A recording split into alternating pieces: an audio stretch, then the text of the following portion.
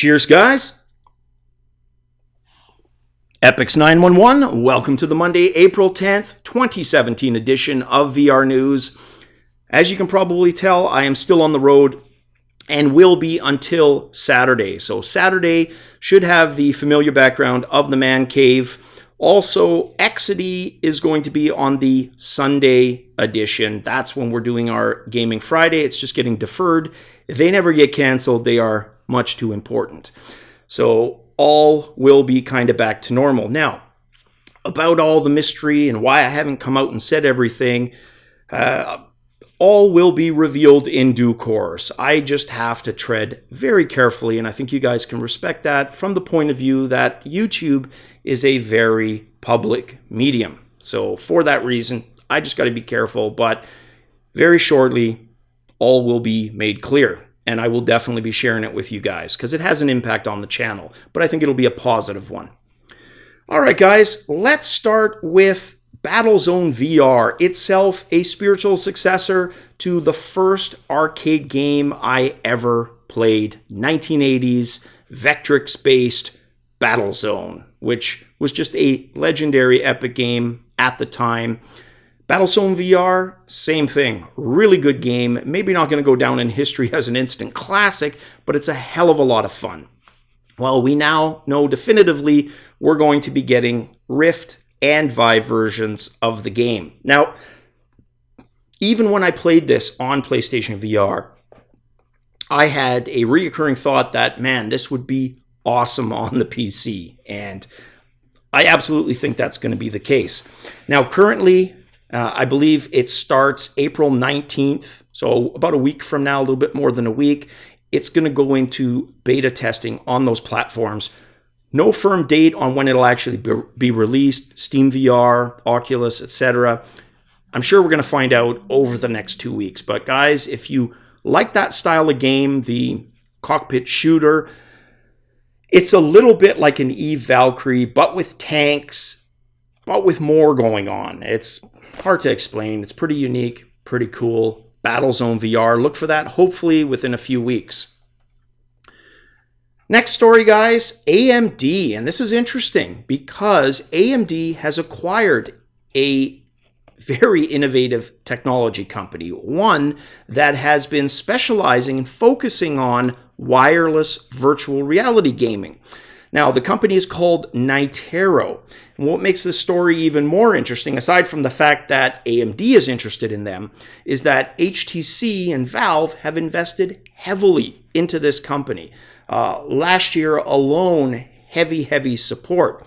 So it's interesting that A, they would be the subject of an acquisition, and B, that it wouldn't be HTC and Valve doing the acquiring. So let's take a look at this. So Nitero is focusing on 60 gigahertz wireless. So again, that's kind of that direct line of sight wireless VR. Doesn't do good with objects blocking the signal. But if you've got the open space and it's a direct line of sight, it can be fast enough to provide the latency experience that you need for wireless virtual reality, unlike the 2 and 5 gigahertz solutions that are out there. So still, the question begs, why would AMD be interested? Well, we can't say that AMD is not interested in virtual reality. First off, that would be completely untrue. Things like Liquid VR, the series, the 480 cards, the driver optimizations for virtual reality on those cards. There's a lot of signs that clearly show they are interested in virtual reality, but why this game company? And it may have something to do, and that's just my speculation, on exactly that. This is a game company, and games require graphic drivers.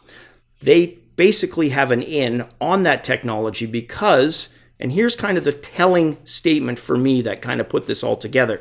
This is from Mark Papermaster. He's AMD's Chief Technology Officer and Senior Vice President. And this was his comment. Unwieldy headset cables remain a significant barrier to drive widespread adoption of VR. Our newly acquired wireless VR technology is focused on solving this challenge and is another example of AMD making long-term technology investments to develop high-performance computing and graphics technologies that create more immersive computing experiences. Then he details that key engineering talent, and that's the nugget right there. Key engineering talent will be coming aboard as part of the deal. Now, for those who may not know about acquisitions, just a very basic description. There's generally two types of acquisition. Acquisition is simply one company buying another, but the differences are in how they purchase the other company. They may purchase the intellectual property, the IP, plus the people or key people. That generally happens when it's a company that's in good financial standing. The other side of that, the other type of acquisition is just intellectual property, like just the technology. And that generally happens when a company is, in Chapter 11 bankruptcy or about to file. They've stopped being financially viable. Perfect example of that would be NVIDIA scooping much of the intellectual property of 3D effects basically when they went through the bankruptcy, right? So that's generally what happens. This is obviously a case of the first. So the company probably wasn't hurting, but still, why them versus HTC? Not to say HTC and Valve didn't want to, but obviously AMD made them an offer they couldn't refuse. And from AMD's point of view, with that last nugget in there, having those engineering people, this should do wonders for their ability to optimize specifically for wireless VR gaming. So all in all, I think a very, very good move by AMD. Next story, Sony CEO mentions that PlayStation VR's success lifts all the Sony boats. This was interesting because it explained a couple of things for me that I was curious about. The first being the mixed messages we've had about Sony since just before Christmas. So we had the launch, that had a lot of hype and excitement. Then everything went radio silent. And then we had the closing of Cambridge Guerrilla Works. And we were starting to ask the question, wow, on the one hand, it looks like PlayStation VR is selling like hotcakes. On the other hand, oh no, they're closing this studio. What the hell's going on? Then we got the numbers of units sold. Everything seemed to be fine again, but we continued to get mixed messages. Well, things have become a lot clearer because the last mixed message was, why are they pursuing commercial based on sales not being good when they are good? Well, it has to do with Japan. And simple matter of fact is it's not selling well in Japan. And that is one of the key areas they need it to sell well in. So worldwide, not really an issue. In Japan, it is. And that is what they're hoping to offset with this move more into commercial, which, let's face it, is something that HTC Vive has already been doing as part of their strategy. So it's nothing new for a VR company. But CEO Kaz Hirai of Sony, he had this to say. He said, "We have a lot of professional business groups that are involved trying to come up with professional cameras for VR content creation. And we also involve Sony Pictures and Sony Music from the content perspective." And that's true. Ghostbusters is a recent example where the two business units worked well together, kind of in harmony. Let me say this, though, for anyone who might not know, that isn't the norm. For example, in my current employment place, we work with TELUS. TELUS is a communications provider here in Canada. Big presence on the West Coast, British Columbia, and Alberta. They have several business units. They do hosted server colocation farms, exchange hosting for email, wide area network, managed support solutions, mobility. They are a big cellular provider here, etc. There's tons of different things. And we always joke that the left hand at TELUS doesn't know what the right hand is doing, but it's true. They may as well be different companies. And for a lot of large companies like this, That's the norm. They may as well be different companies, and Sony is no different. So yes, it is telling to do, that they mention those alliances. The Ghostbusters working with Sony Pictures.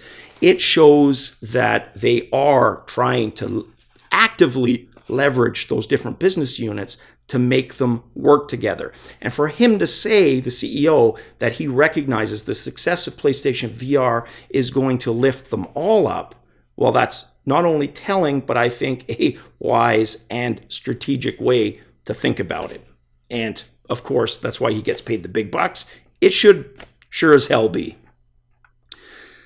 Next story, LG prepping an upgraded SteamVR dev kit for broader developer use. Now, this, of course, is the SteamVR compatible headset from LG that everyone who's tried it says is much more comfortable than the HTC Vive. Now, I love my HTC Vive, I love my Rift, I love my PlayStation VR, but the Vive is probably the least comfortable of them all.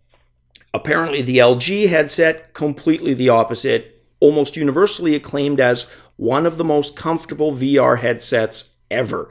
And that flip-up visor, guys, I wish the Vive had that. That's fantastic. But that is clearly as a result of having seen what has come before it, right? It's a little bit Vive, it's a little bit Rift, and it's a lot Sony PlayStation VR HMD, kind of borrowing from each of those. Clearly, aesthetically, it takes after the Sony PlayStation VR, but that flip-up visor, just fantastic. I really, really like that. Now, according to LG, we know about the better visuals for it being a clone.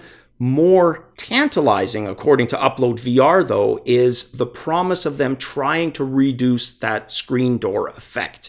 We're not really going to get a good sense of that until the main unit is ready for prime time. Once that gets tested, because I know there's some of you out there, it doesn't bother me personally, but that are susceptible to that screen door effect. So we'll see what they're able to do there. Now, according to LG, when asked if they would be Viveport, Oculus compatible, they said that they have not yet reviewed compatibility with those stores, but they have confirmed they will be 100% compatible with SteamVR, saying, "We think Steam is the most powerful and broad platform in the world." So, very interesting.